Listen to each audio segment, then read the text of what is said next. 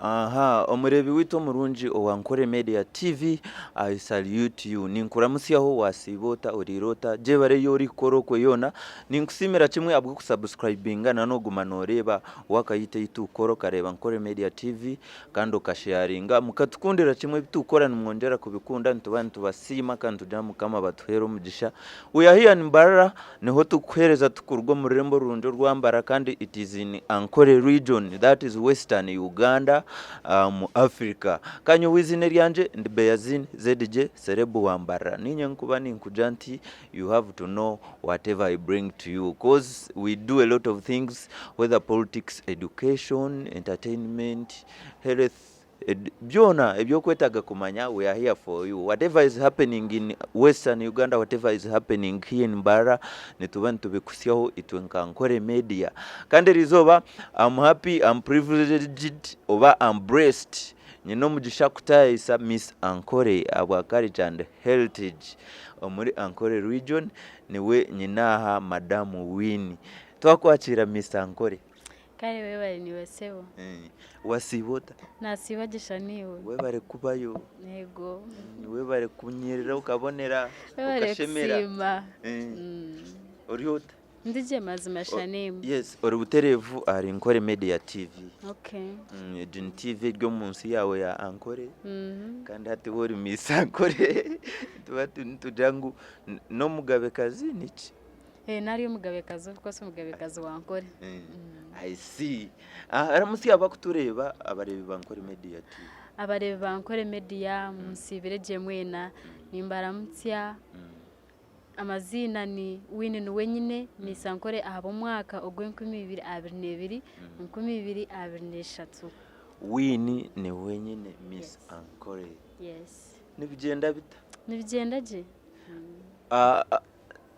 Tinkamanyire nebibuzo byanje siberi izuba. Yes, omure witu Ankole Media nimbasimira kimwe na of savage ni wadya kamera kandi abwiriza turya kwa Martin Fashions turumu tuganira na Miss Ankole abwo mwaka 2022 2023 niko kiri. So turabire mu no twara region ya Ankole omurichi. Region ya Ankole ninjitwara ombya culture kuja Miss Ankole. It's all about promoting a culture obuhangwa bwa Ankole na nibukugenderaho ngo kumukureba obuhangwa bwitu bwa Ankole bugenze n'uburgo mu nteko n'ubugena n'ubusliding n'ubergaho konka nkanye nko munyeto cyantera umuhimbo go kugira ngo nyine tsimbira bwa Miss Ankole such that I promote and observe our culture. Win knows arwanka utaka urwo mugando kijo kategekero witu. Ndiye Nazarwa Kiruhura umukageti no ndukuzaro. No manya ko abaganda majara kujara ngutambura ngo muganda ato umuntu yakuja ngutambura nko munyankore kuja ngo oye yanjoro mu runyankore kuja ni ndyogu ni nkomoka ndiyo uruganda rwanje noro. Nyowe nduwini ngo kunabagambira no wenyine ni Kiruhura no ndukuzaro mu kageti ndi omushikatwa muihwa bagahe ndo ruganda rwanje. Wow, ati oyijota kuzo okwesimbaho ukareba babe bataruho batakore kikire. No, ababere baruho bakana bakore kikire konka nkanya nko munyeto nkahura cyangwa ataho munonga nagira aba barukwetsimba habwa Miss Ankole. What does it take kuja ngo nchiba nibatwara step yo kwinga kuja ngo nawe betsimba. So nanye nko muntu uza kwetsimba kaja nanyirekanye tsimbeho ndebe. I also promote what they are promoting and I also get the opportunity ebariyo nubatungamo. We also promote tourism region yitu ya Ankole. To promoting a culture, we can promote tourism as well. Yeah. Nindeba yeso kajoti kanzeho, but there should be something that inspired you culturally. Ebintu byobuhangwa ninge byitwa byobuhangwa bwa Ankole ebyakare abinje youth eminyeto tukubireba munke byina makuru kujanti tichi kutwara time. Why did you choose to represent culture and heritage? Me personally, I love culture. Kandi ubundi ukunda culture nkakira mu kugira ngo hati nkuko iminyeto yiti yari juro ombyo hangwa abagiro muri yebi ni mwe mbamenye mimetegiremo. So naye tsimba hari cyo kugira ngo I come in as a youth nzombi ya culture and heritage, at least I can take a step nanye I encourage my fellow youth bija begeta mu kintu kya culture, we promote it together, and of which ekiriyo nkyerigayo, and I'm happy kugira ngu hati culture yitu eriyo nerigayo mpola mpola, it's coming back in its normal ways, it's coming back in its normal stake. Yes. Oija okesimbaho this year, iwe hururu yo kwesimbaho ningashi contestinga bikakushangahi okorahi watandikota ndukuza contestinga nkabandi aishomero, we are in exam, actually we are heading to exams, so bajani benda haba kwetsimba the Miss Ankoles najira, it took me time najira what should I, you know, you understand that, so najira let me also try my luck. We are 15 contestants, but among the 15 contestants I'm glad that I was the best one of it all. Yeah, I see. You got in that fear kujangu. Can I manage to pass through? Of course. Of course, fear neberumu konka. You have to reach at a certain point and you believe in yourself. So I reached a certain point and I said like, why should I lose interest? Why should I fear? Let me also participate. Let me also contest. So assume that I'm someone from outside Ankole. Let's say I'm from Kenya. I've met you as Miss Ankole Culture and Heritage. Nakubuza, and what's good in Ankole? What can you answer me? Obviously, if I'm to tell you what's good in Ankole, they said Ankole nensi mateno watch. So if you want to know something about Ankole nensi mateno watch, nkokumkonumleba this, our long-horned cattle, whatever the culture we've been preserving, we as Banyankole obhinji noblisa, that's the most thing that we have been doing as Banyankole obhinji na noblisa. That's what I can take you through. So I'm trying to mean, yes, nensi ya mateno watch konkanyo naja, what should inspire me kujanti njenta ya yire Ankole nanye ndebiryo muri Ankole. I'm not born in Ankole. I don't know anything in Ankole. You've met me somewhere. Cause nka Miss Ankole, I think you're there to attract some other people to come and visit Ankole. Ni chintu chechi wakugambira omuntu to come and see this, come and see this. Achina kubasa kubagambiria nkaho kwanu barga outside Ankole region, that's where abakubarga outside Western region, nibyo balambuzi wite bitino muri Ankole. Come and see the kingdom ya Ankole, mjemere byo balambuzi the tourist attractions we have Kasese, Chisoro, that's our Western region, that's ebkwabiryo muri Mbara, even if it's not Chisoro or Kasese, ebiryo muri Mbara when the kingdoms we have obuhangwa bwito kubwagenze nuwija the kingdom aho yabireri umugaba aho yabe nagira uko abantu batwaze kina kiriya, so I can take you through that.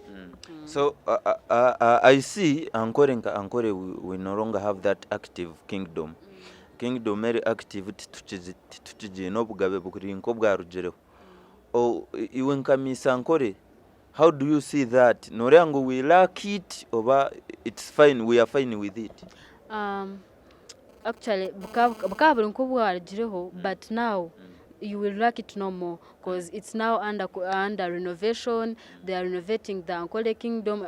If you can go there, you can see it. Ninchara kuraba waho nankeji okutora nka warabaha nkokonjero kamukuzi waza eno shanga, it's under renovation. So I think, actually I'm not thinking, but I know very soon obugabeno buzakwa bwagalcheho, our culture will be back to its normal state. Yes, I see. Iwe nka Miss Ankole, what did orikuza kwesimbaho iwe kanoteka korera ki abantu bawe abori kwebembera? Ekina benteka ndikwenda gukora nko kwa wambuze kugira ngo obugabe bwitu buryo n'uburgaho nanye nkagira nkanta kugira ngo ninza kubugariraho as in speed no. I wanted to work hand in hand with these people in charge of the kingdom, and maybe I can no kubugariraho nanye nkagira, you know what, let's bring back our culture, let's do this and this as we are now doing it. We are doing it obugabe buryo n'ubugarikaho in its normal way. Just not kugira ngo ninyo ndikubukora kugira me personally, but no, it's all about working hand in hand with the people in charge. Assume someone comes and asks you a brief story about Ankole Kingdom. Assume I've came and asked you, just give me a simple story about Ankole Kingdom.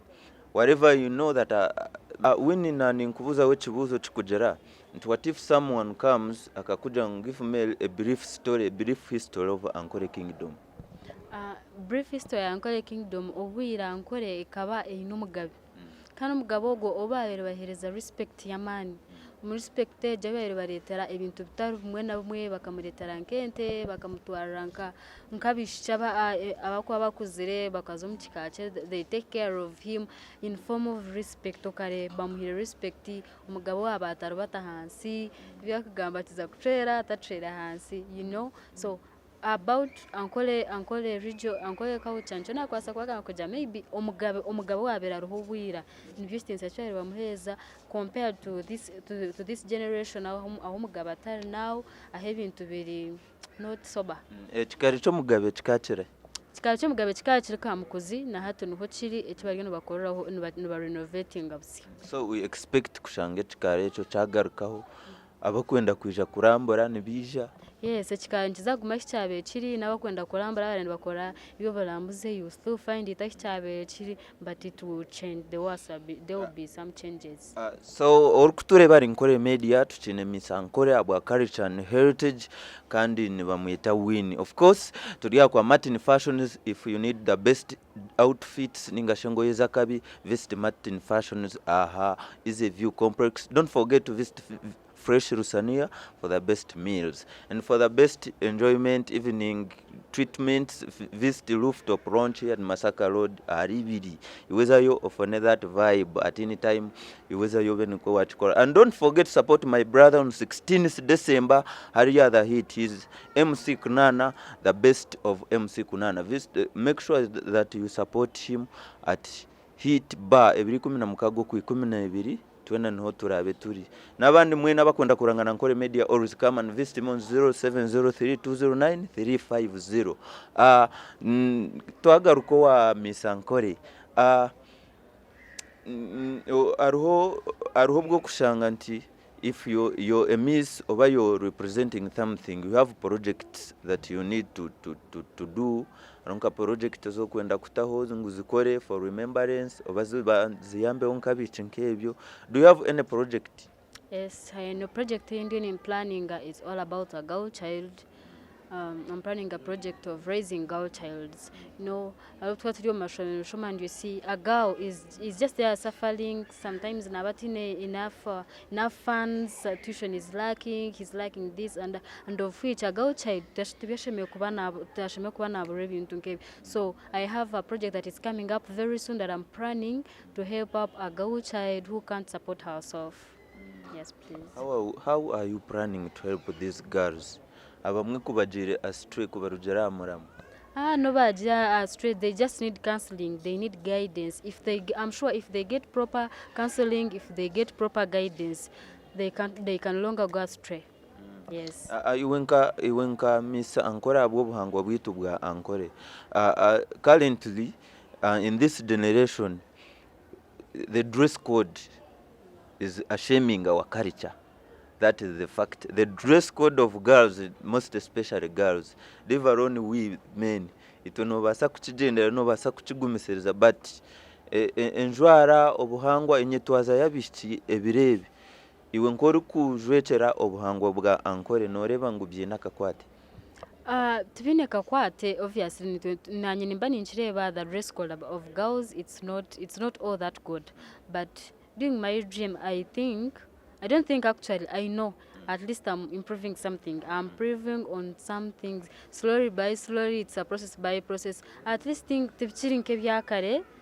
for some years back, at least there has been a change. Can't change it, at least they are improving, but you know, their dress codes, their characters, how they're taking themselves, at least there is some change if you can tell. Wow, nyine Miss Ankole kandi ebikusinga yintu ijaguma tuganira nawe ntuza kwikiriza naje kututwara no mu kikaro cyo mugabe tubibaretere mu birebe tikwe. Let it be a deal. I'm sorry to command, but it should be a deal. So Miss Ankole hariho Mbara City Festival eremuneba hano yo murembo rwa Mbarara kandi Mbarara nemwo omu ndembo ninga sho mu cities ne town ezikusinga y'obuhango muri Ankole Kingdom. if I'm not mistaken you stay yonkomere Ankole Kingdom. Do you know hinecho kujumanya Mbara City Festival? Yes, Mbara City Festival etebekanisiibwe kucelebratinga ninga shikujaguza oburungi bwa stay bw'ekibuga kyaitu ekyambara. Egi festival nija kubaho ebiro 4 okwi12 ogw'ogwo mwaka. So ndi hawo Gamba bwa City Festival as the Miss Ankole still. City Festival jimu kureba nija kuba iriho kucelebratinga ninga shokujaguza emyaka imbara bakachereza City. It was last year in 2020 lockdown. They didn't celebrate barajachire kugira ngo they also celebrate kuja batunga City no. So we are taking this opportunity kugira ngo celebrate ngire kibuga cyitu tushemerere ebyo buguzo burumu nana as you are promoting tourism. Yes. So you nka representative ninga shakuridinga culture and heritage. What should we expect from culture and heritage? You should expect many things, especially from the youth. We are planning something. Naza kuba hariho cultural exhibitions ezirije kubana zikoroho kandi hagati y'ebyo nija kuba hariho abahanguzi bebya barabegitso mu cultural exhibitions nibaza kuba binemu gifts zabo ninga shebara tunge bwanyuma y'obusinguzi orasinge. You will take this one, she will take this, like that. Yeah. Wow, so far since you started this regime, what have you done? Obviously, as I've told you, me, I'm still promoting the culture. I'm still promoting the culture. Yabinjari watakamanyireho. You tell a person about the Ankole culture. Kujangole culture niche mja ebyo kaho no. Up to now, I'm still nchini nchijumira nchini nchigambia they come bije bagati omnomo culture yabo and which they are doing it well. All right. Wari muno tureba turi ari NKORE Media TV kandi Beazine ZDJ Serebu Wambara turi kwa Martin Fashions niho turi muntu tukorera ka interview aka na Miss Ankole. Turi muntu marira nibigambo cyo biwakwenzere kuhereza abarebi bitu ba NKORE Media n'abanyankoro kutwariza hamwe. Abareba NKORE Media mbasima bwa attention yanyu konka okukira munonga nimpiga eminyeto the youth. Mwenjire okwetaba culture, go back to your normal culture, whatever mugumize muno promoting a culture yanyu mwekunde. You also feel yourself mechoktina as in those are kwenda contesting the next year kwenda kujom competition zeze feel free to come mechokwetina.